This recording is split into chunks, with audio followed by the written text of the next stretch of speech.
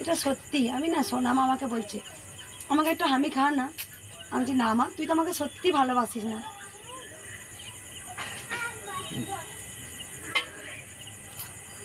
তা সত্যি মায়ের সাথে আমার কথা হয়,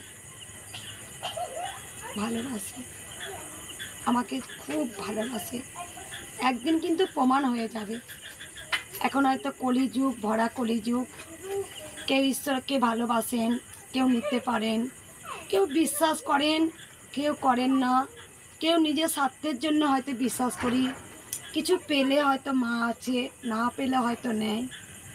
কিন্তু আমি বারবার দেখবে এক কথা বলি, ও গো মা আছে, গো মা আছে, মা আছে।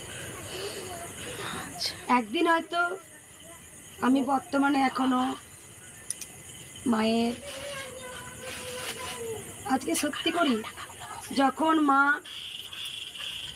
যখন মায়ের পরম পরম সন্তানরা, তারা মায়ের সন্তান নয়, তারা সত্যি ভগবান ছিলেন, একটা অবতার হয়ে প্রকট হয়েছিলেন। ভগবান শ্রীকৃষ্ণ কি জন্ম হয়, প্রকট হয়েছিলেন, উনি লীলা করতে এসেছিলেন। আর কৃষ্ণ নামটা কিন্তু মহা